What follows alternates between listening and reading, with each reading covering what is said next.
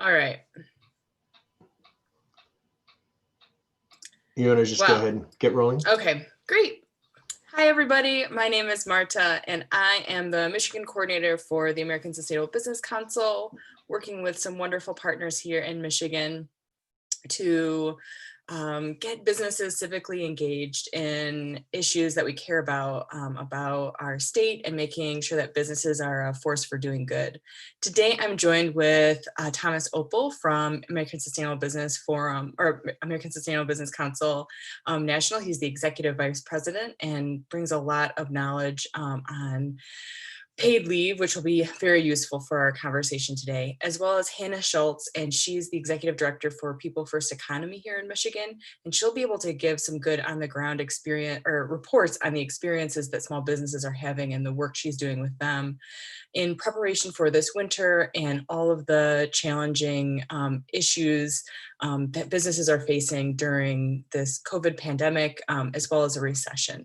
So I know in Michigan here, we're having, like many parts of the United States, or most parts of the United States, another sharp increase in COVID cases. We're also, being a northern state, going to experience winter soon, and it's going to put a lot of challenges on businesses that have so far been able to find a bit of respite with outdoor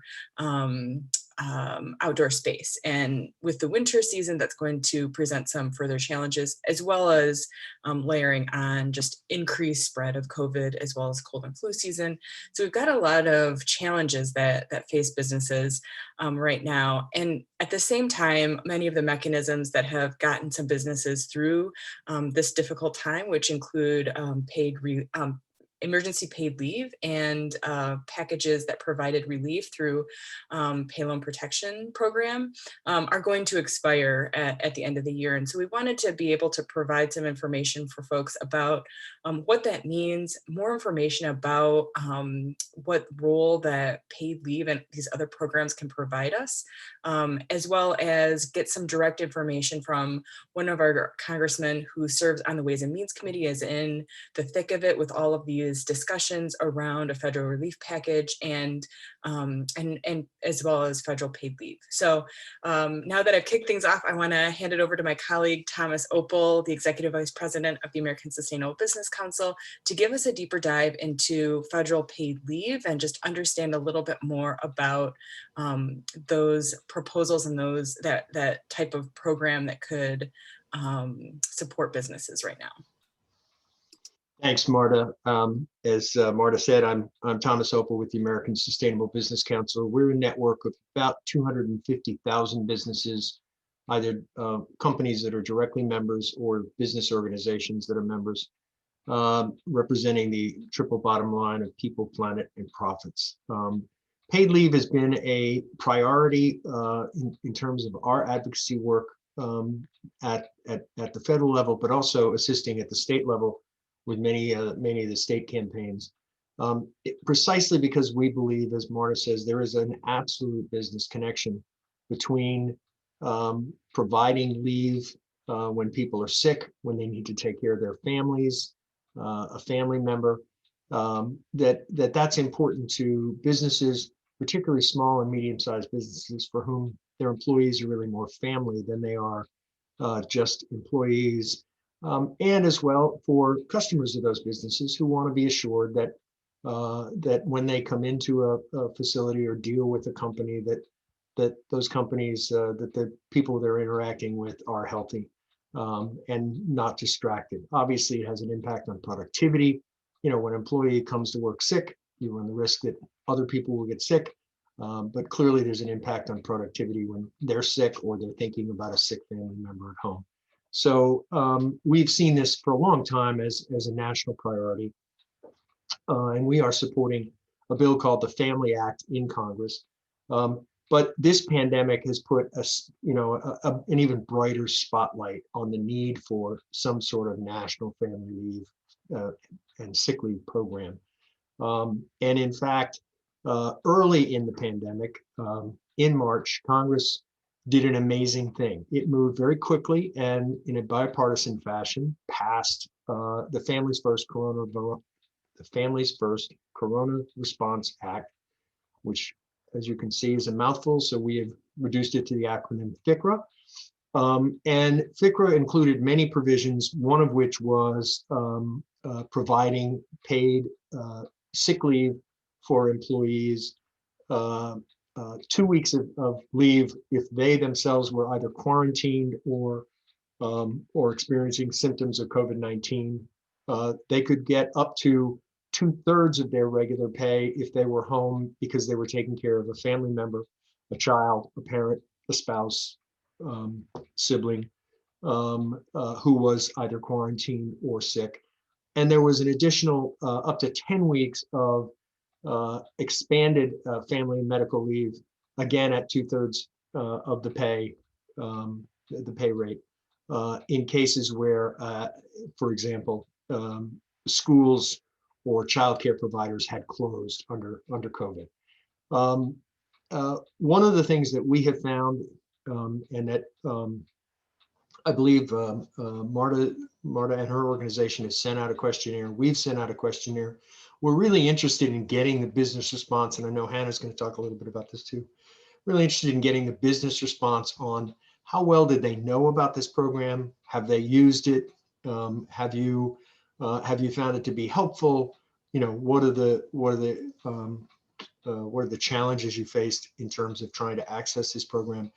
Because what we've heard from many people is that it was incredibly helpful in terms of helping businesses survive through this pandemic, and helping their employees and helping restore confidence among customers of those businesses.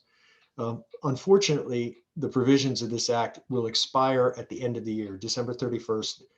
This bill is sunsetted. And so part of what the negotiations have been over the last few weeks that you may have heard about on Capitol Hill have been extending, creating another round of COVID relief that hopefully would include extending these sick and family leave benefits into 2021 and give the new Congress hopefully time to additionally pass a permanent paid leave program, which I think we all recognize at this point has been pretty desperately needed. With that, let me turn it over. We, ASBC with an organization called Panorama Global, did what we believe to be the first quantitative study of the impact of businesses offering paid leave on their return on investment. Obviously, one of the things for any business is, what's this going to cost? What's the bottom line? And we were very, very encouraged by this study. So Tricia Comsty unfortunately couldn't be with us today, but we pre-recorded this session where Tricia is going to talk about that study and the results, what we found, and hopefully what the consequences are. So if you'll bear with me while I share my screen. My name is Hannah Schultz. I am the president of People First Economy. We represent, we work primarily in Western Michigan, but also do some work across the state as well. And we represent over 1,000 businesses here in the area that also strive to be good stewards of the environment, the people around them and the community, and similar to the triple bottom line that Thomas was mentioning. So I've had the privilege of having a lot of conversations with small local business owners over the course of the last several months, and sort of tracking and helping to navigate businesses through what has been kind of a deluge of information and available relief funding, or then lack of available relief funding, and how businesses can apply or should apply, and what is most applicable to each business. And we typically work with businesses with less than 50 employees. That's kind of our size. For the most part, we do have some larger businesses and plenty of mom and pop shops as well. But over the last several months, we have, well, when the summer, when peak summer was in swing in Michigan, the cities, municipalities, communities did a really nice job of helping businesses to optimize their outdoor seating, continue to bring in as much revenue as possible. And as Marta touched upon earlier, as the winter sets in and the temperature gets cooler, we're looking at a number of different challenges in addition to, our typical flu season. coming at us as well as spiking numbers of COVID. And so the conversations around what businesses need right now has shifted into trying to be a little bit proactive, trying to kind of recognize the patterns as they have arisen over the course of the last half a year. And a big component of this is paid leave, and paid leave from a couple of different angles. One being businesses that have participated so far in the programs that are available and have, Thomas mentioned that there's a hesitation to participate in something that has a kind of an upfront cost at times, and we certainly understand that. But the businesses that have done so and taken on that cost, the outcomes of that and the way that they're able to hang on to employees that otherwise might have needed to drop off, might have needed to stay on unemployment, might have needed to quit or not show up for shifts, and all these challenging situations, particularly when we're thinking about our shift work, our service work, any of these frontline essential employees that we all count on to help us just manage our day to day. And so this paid leave component of any and all relief packages is a really crucial component. And Marta mentioned this too, and I think it's very important to kind of touch upon the fact that so many businesses that really create the fabric and culture of our communities, they do consider their employees their family. They care very deeply for everyone that's committing themselves to working for these businesses, and the commitment is shared. I think that there's been some conversation about the increase of the unemployment amounts, and we have seen really overall that individuals who work for these companies truly want to get back to work. They truly want to go to work and serve their community, serve the business that they care very deeply about. And, the only thing holding them back is a fear of getting sick, of not being protected, of needing to, take off work because they're sick and not having a safety net there so that they can support their families.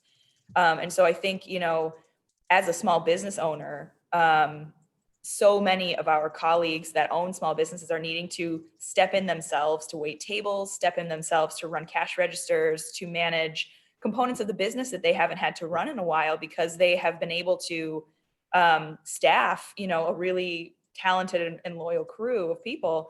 And so every time a business owner needs to step in that way, they are losing out on time that they need to innovate around their business model right now so that they can continue to survive through the COVID spikes and hopefully longer term recovery. And it's very important, to think about it this way. Our business owners are having to make extremely challenging decisions every single day. They're having to show up not knowing what's going to happen. They may have staff not show up. They may have staff, arrive and maybe they are sick and they have to send them home because the employee doesn't want to miss a shift and miss out on that paycheck. And so these decisions and every single, aspect of these logistics that are needed right now to operate any type of business, any size of business, is incredible, especially on a limited capacity, at the limited capacity that our business owners are operating right now. So, the ability to glean so much of this information from our business owners from this last 7 months and go into what will hopefully be a new relief package coming out here shortly, hopefully, to be able to use that information and to craft something that is truly going to help our small businesses, our locally owned businesses survive and thrive through, this next phase. Especially in Michigan as it gets cold and then warms up again, and as as schools open and close, and parents and business owners are struggling to figure out how they're going to manage on a day-to-day basis, allowing for an additional precautionary safety net for employees to feel comfortable staying home when they're sick and not being afraid that they're not going to be able to feed their families or pay their mortgage or rent is, truly the most important crux of this conversation. And so it's an honor for me to be able to kind of help elevate the conversations that I've been having with business owners. And I'm happy to answer any questions that are specific to any of the information. Hopefully we'll have the opportunity to look at some data.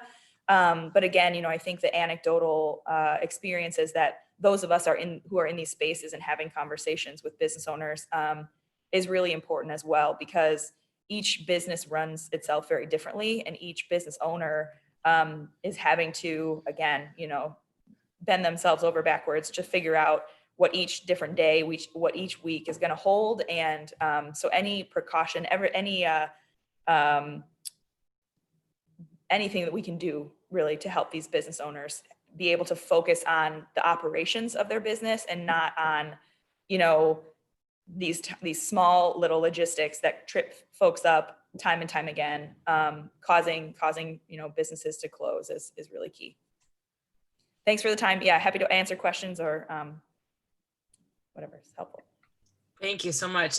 Hannah, that was a really great overview as to some of the challenges you've been working with businesses on to survive and thrive as much as possible during this pandemic, and the role of paid leave and their experience with paid leave within the COVID relief packages. I see that Congressman Kildee has just joined us. So I wanted to give a little bit of an overview to him and welcome him officially to our conversation here. Thank you very much. Thank you so much. So we were just giving an overview. We have a few participants now, but I think what we've noticed is we're going to share the recording of this with other business leaders and business owners that we've been working with over the past, I don't know, it feels like a million months of the pandemic, but to be able to keep them updated because they're very concerned about the status of another round of the relief packages, especially the program built within that package, which was FICRA, that allowed many of them to have a mechanism in which to provide more paid leave that responds to this pandemic. And so I wanted to give an opportunity for you to share with us, just a little bit of your experience working on some of these packages. And then if you could share with us a little bit of, where negotiations are right now for another round of them as we're, going into the end of election season and then heading into lame duck, but also winter and enormous rise in COVID cases. So just some light stuff for you to cover. Right. Well, I'll take a few minutes and sort of run through that, and then would love to take whatever questions we have time for. And I first of all, just want to say thanks. I mean, obviously we'd all like to be able to do some of these sorts of events together, but it is good at least to be able to meet virtually. And I want to thank Andy Levitt, who was once my chief of staff and a great partner for arranging for me to be here. In terms of congressional action, it's important that we remind ourselves that at the outset of all of this, we had 4 bipartisan bills that were passed in almost unanimous fashion. I think maybe 1 or 2 of them were, that help virtually all sectors of society, from small businesses to healthcare to families. And it does show that Congress can act quickly, when the situation demands it. There are also 2 substantial bills that have only passed the House, and we can chat a bit about that. But sort of starting with the initial intervention, and some of this I'm sure you all know, but I think it's good to kind of establish a baseline of where we are. The Paycheck Protection Program was really intended to provide support to businesses, to support their payrolls especially, but also modified to cover other costs, to make sure that we're able to keep people connected to work, to their business, to their job, and to keep those businesses standing so that when we're on the other side of this, we haven't lost so much of the essential elements of our economy, especially small and medium-sized businesses. It's helpful. I mean, I support it, don't get me wrong, but I do think that we missed the mark in some ways. And this kind of goes to some of the legislation that we've been pushing. We missed the mark because I think it left out a lot of very small businesses that are sort of the Main Street businesses in small and mid-sized communities and neighborhoods around the country. And these are the sort of companies that were not going to sign loan documents that require a personal guarantee when they may already have been operating on pretty thin margins, probably out of their own pockets or on their own credit, maybe even on credit cards.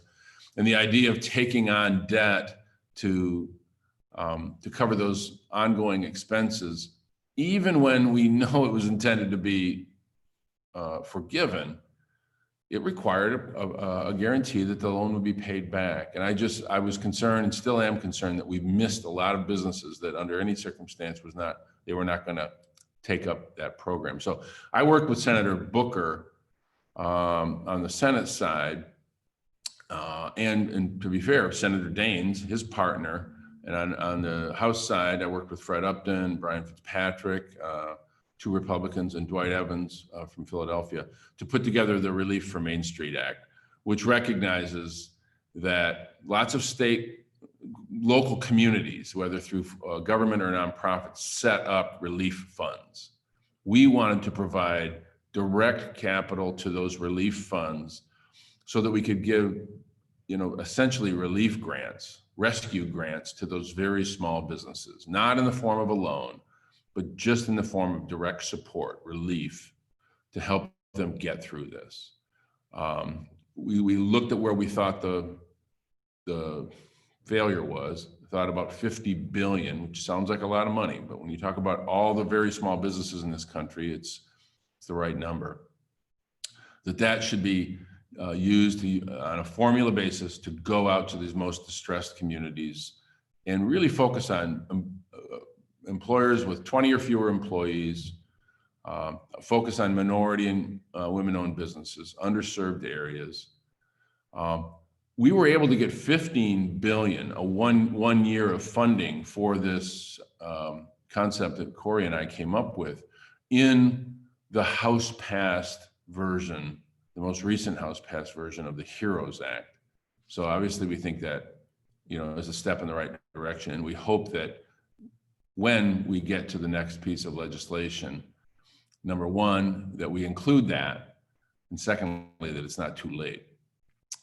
And I know one area of interest that you all have been focused on is paid leave. The first bill, one of the first bills we passed, was the Families First Coronavirus Response Act, which provided 2 weeks of paid leave at the employer's regular rate, 2 weeks of paid sick leave at 2/3 of the employee's regular rate if they're taking care of a family member, 2 weeks if they're experiencing COVID at their full rate, 10 weeks of paid extended family and medical leave at 2/3 of the rate. And of course, that would be largely supported through direct tax credits to employers. We wanted to make that initial intervention tailored to what we saw as the emergent need at that point, people who were sick or had to take care of somebody that was sick, not losing their connection to their employer, not losing their job as a result.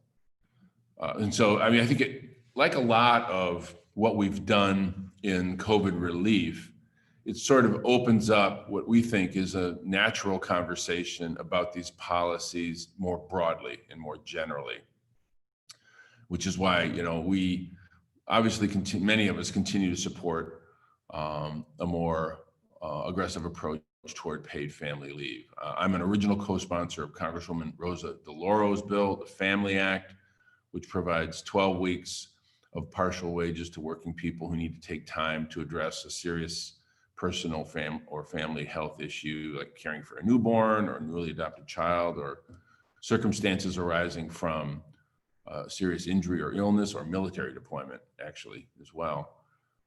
Our workforce is changing. And even after this pandemic's over, we're going to have to tailor the way we structure this economy in a way that supports people staying connected to their employment. So you ask about future congressional action. It's up in the air. We had a letter from the speaker this morning. The concern I have is that we continued to negotiate And we didn't just negotiate and this was a position that I pushed very firmly. We passed the HEROES Act like 5 months ago, which was sort of, we thought, the next natural iteration of coronavirus relief that addressed the various aspects of the economy that we felt needed support, based on the principle that COVID-19 is real. Unfortunately, we don't have complete agreement in the country or even in the government about that. But based on the scientific, clear conclusion that this is a real threat, that we needed to provide relief so that businesses, healthcare providers, families could make the decisions that they need to make based on the guidance that we're being given by health professionals, by the experts, but to be able to make those decisions in a way that didn't sacrifice their economic viability, whether it's a business or a family. So basically, it's to provide the financial resources to allow people to make the decisions that are important for them to protect their health. And we not only passed that bill 5 months ago, but at my urging and then joined by many others, we took what at the point in time we left Congress, left the House in the end of July for our scheduled recess. I said, look, let's put our last best offer on the floor and prove that we're willing to negotiate, that we're willing to compromise, that we can find some middle ground. And so we put a $2.2 trillion measure on the floor and we passed it. Meanwhile, over in the Senate, they've been all over the board. At one point they were at 1.5 trillion. They thought they would go 1.6. Then they went back to 500 billion. It's like shadow boxing. It was really difficult to figure out where Mitch McConnell was. And the only conclusion that I could come to is that they were never, ever serious about getting to yes. And that's obviously, that's a problem. And so the hope is that when we get through this election, either the mandate will be strong enough that we'll be able to get something done right away, or if, as some predict, there's some degree of chaos or upset after the election, the hope is that's because some of us are going to be in a much stronger position come January to take up where we left off, pass the kind of relief that we know we need to have, crush this virus, and get on about the business of trying to solve these bigger problems that we have. So that's the sort of the opening in a nutshell. I'd love to take whatever questions or comments that you have. So, I know my colleague Hannah from People First Academy does have a question, but I wonder just on a logistics and timeline, mindset before we get into that. What there are, I believe, a few special elections in the Senate. Would that at all change the dynamics of this negotiation and the timeline to get to a shared agreement? Yeah, I mean, I think there's a possibility, just looking at the one, sort of talking about the politics of things, the Arizona race, where Mark Kelly, I think, is in a good position to win that seat and defeat Martha McSally. He would be sworn in within weeks because as soon as the election is certified, he would take office. So that has the potential of changing the dynamic a bit. That's the one that we're looking at. Got it. But yeah, I don't want to dive us into like the politics too much, but momentum or mandate coming out the election. Got it. That's helpful. Yeah, I was just curious because I think. See me okay? You look like you're frozen. Am I frozen? Uh-oh. Okay. No, you're good, Marta. At least on my end. All right. Well, I want to give Hannah an opportunity. She has been really working closely with a lot of businesses all over the state, as well as in West Michigan. And she has a question that she'd like to ask. Thanks, Marta, and thank you for joining us today, Representative Kildee. We really appreciate it. As Marta mentioned, my organization, we are located in Grand Rapids, Michigan. We do serve businesses throughout the state, primarily that small business, that under 25 employees size that you had mentioned. And so throughout my conversations with many business owners in our community, there have been a couple of consistent sort of pieces of feedback that I would love to hear your thoughts on. And one is particularly as it pertains to paid leave. And this kind of, this spans all of the other, and the relief on Maine bill that you and Senator Booker cooked up is amazing, and I appreciate the thought behind that. And I think a challenge that we have seen as being one of the kind of on the ground organizations working directly with small businesses is hold on, can you leave that door? Wi-Fi is really bad. Oh, shoot. Sorry, I have a door open. I'm having trouble catching some of this because the Wi-Fi is kind of skipping around.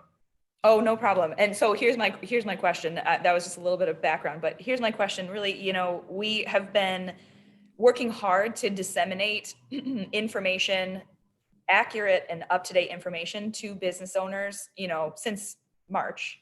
And that has been a challenge because there's so much fatigue around new information. And a lot of this is maybe at a higher level of understanding than a business owner might have about certain policies, or, especially when it comes to paid leave or the FCRA bill and others. I'm wondering if you have some thoughts on how you might disseminate if and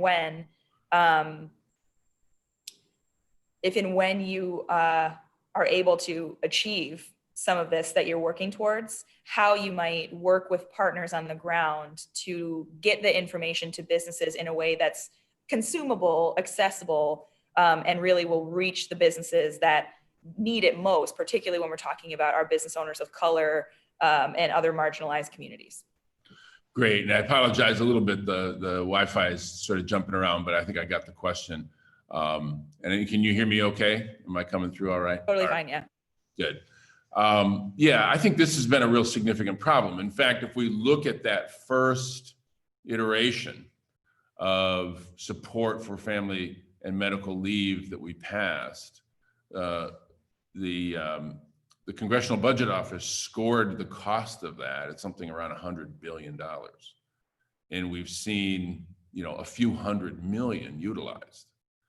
And I don't think that's so much. I think there are two problems. One, I think they overscored it. Secondly, because they have to expect the worst case scenario. They don't want to have utilization that far exceeds what they said it was going to cost. I get that. But I think the problem is, and I try not to be too political in this analysis, but the truth of the matter is personnel is policy. And the people within the government, within the federal government, have a responsibility to communicate through as effective a means as possible these benefits. And if fundamentally some of the people that we've been working with within this administration aren't really on board with a more progressive approach to family medical leave, it's difficult to see that they're going to even attempt to push it out there. I think that's one aspect of it. I think the other problem we had, to be more fair about it, I guess, and balanced, is, I shouldn't say fair and balanced, I didn't mean to say it that way, but to be more inclusive in terms of an explanation, there were so many other moving parts going on with Paycheck protection program, with tax credits for employee retention, with stimulus payments and all this stuff. I think in part, it may have been more difficult to communicate family medical and leave opportunities because for the most part, businesses were just trying to figure out how to stay alive. And many of their people who were unemployed were able to collect unemployment because they didn't have a requirement to be searching for work. So some who might otherwise have taken advantage of family medical leave may have ended up on unemployment. But I think it kind of makes the point. We need to take the lessons of this and apply them as we move forward. Thank you. And can you hear me okay? Yes. Okay. Now that the window's been propped open, or the door has been propped open. Right. I just wanted to take a moment and thank you for your co-sponsorship of the Family Act. That I think we saw that as a really wonderful step forward, even though it wasn't able to, fully move forward. If you But could type your question in too, because it's frozen on my screen.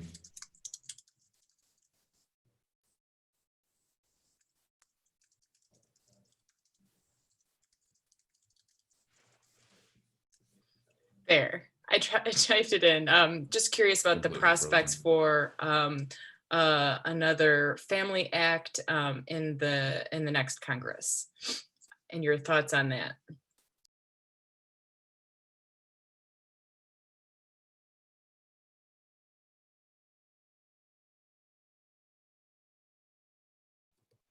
Oh, I know. I think we might have. Did we lose the congressman?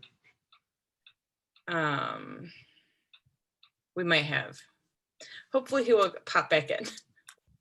At the very worst case scenario, if he's not able to pop back in, we can definitely follow back up with, oh, here he is. Good. All right. There I am. Okay. I don't know what's going on. It's not a pandemic if there isn't, a few Zoom bloopers. So It's 2020. That's yeah. Basically, I wanted to know, in addition, after thanking you for co-sponsoring the Family Act, to inquire on your view on the prospects of that with a new Congress in 2021. Not knowing exactly what the makeup is, but what's your general sense on the future prospects of the Family Act?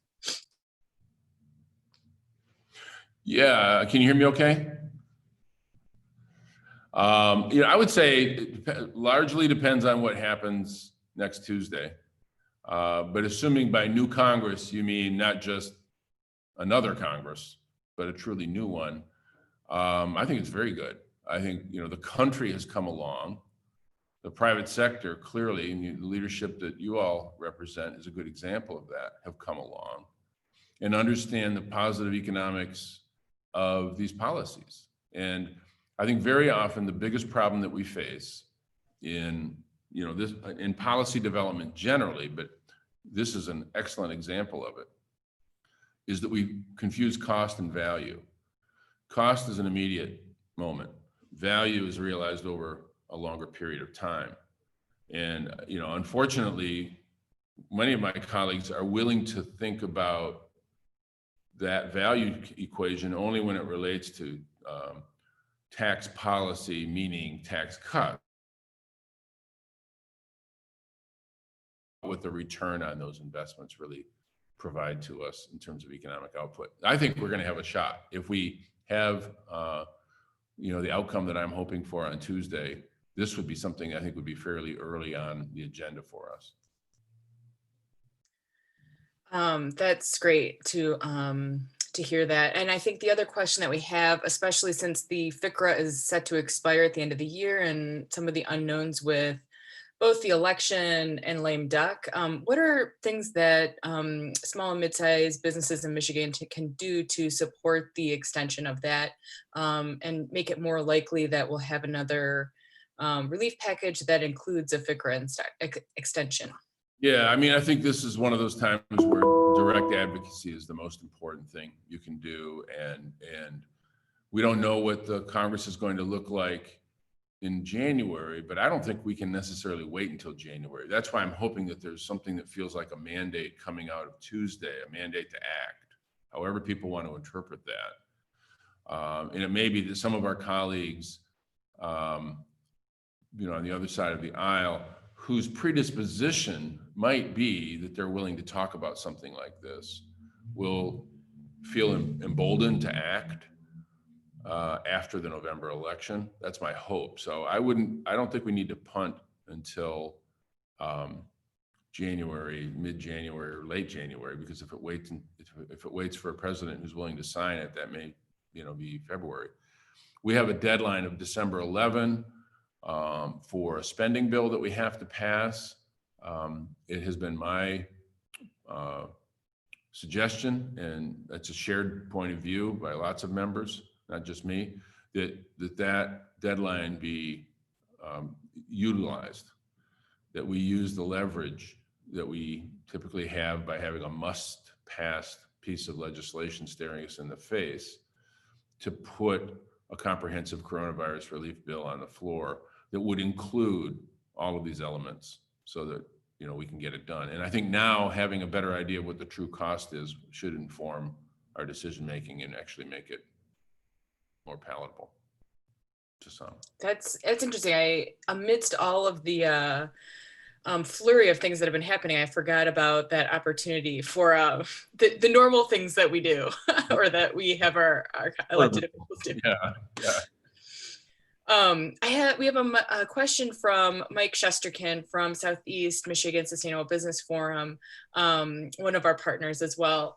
With the original PPP and these issues associated with the debt load of small Main Street businesses, as well as the capacity for small businesses to administer such programs, what are your thoughts about administering these programs? In other words, what will it take to provide small businesses with the support they need to administer loan and grant programs like SCORE, et cetera? It's also written out here, but in the chat. I'm going to read it because No, he's very prolific and well-spoken.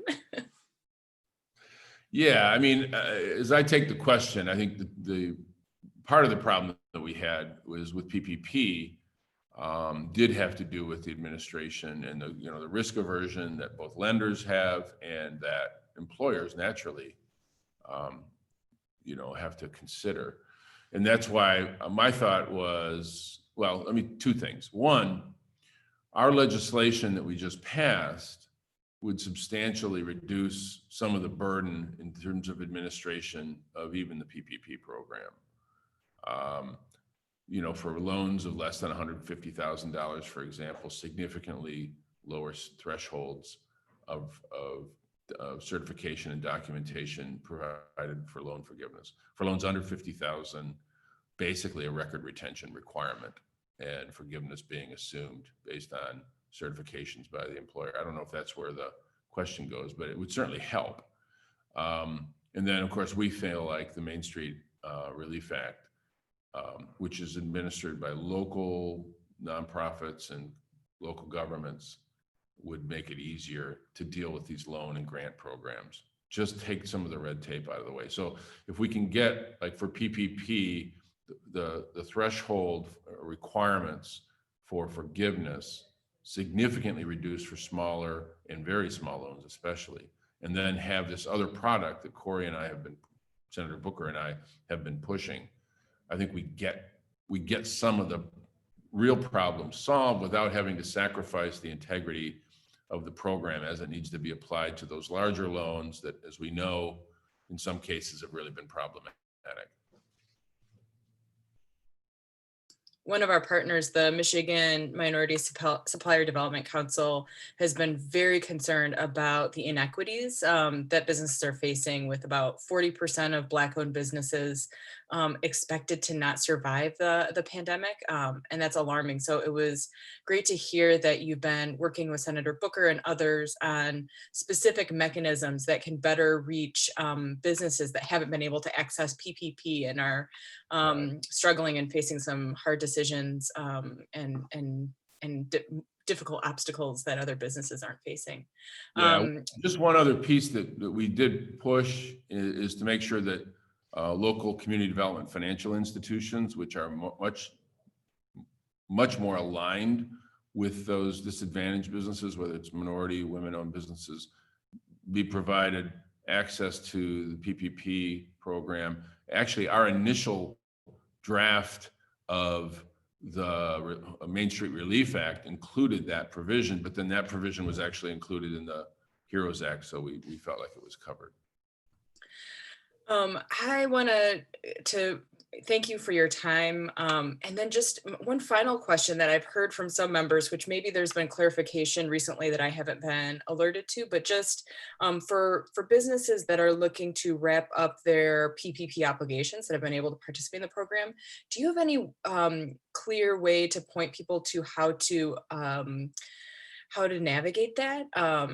and how to make good on that commitment, that or mutual commitment. I think that's one that I've heard from folks on, that there's some confusion on, and maybe that's still to come. But Yeah, I think it would, first of all, I think we have to fix part of the problem.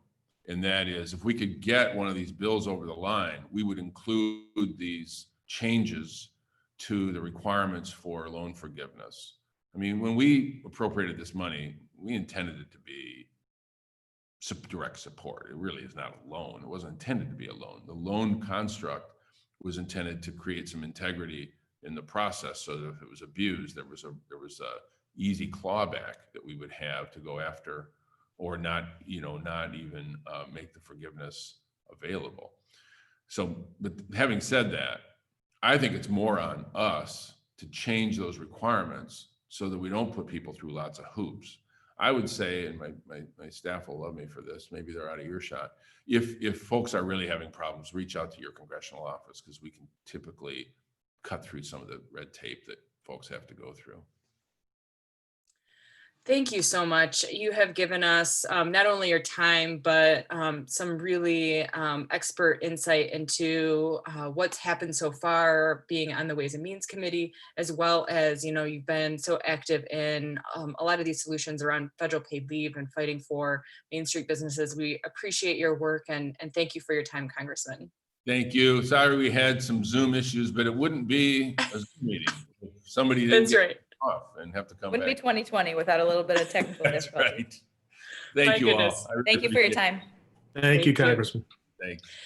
And to let everyone know, we're going to add in at the end of this recording and to the chat a link on the federal paid leave that we were trying to share earlier from Trisha's presentation on the Panorama study on federal paid leave, so people can get a better sense of that. But Thomas, thank you as well for your time. Is there any parting thoughts that you'd like to share with us around either what Congressman Kildee has shared or on federal paid leave?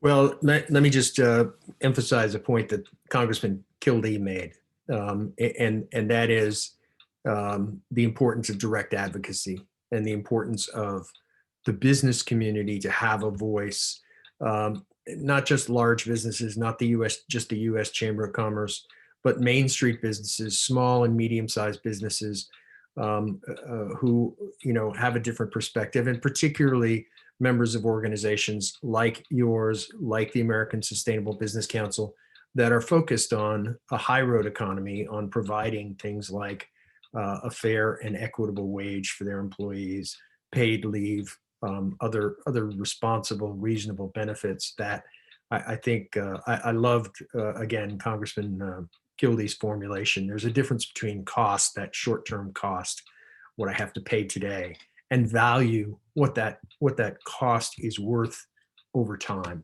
And education is one of those where we recognize it costs something today, but the value keeps paying back. I think paid leave is going to be should be considered in the same light.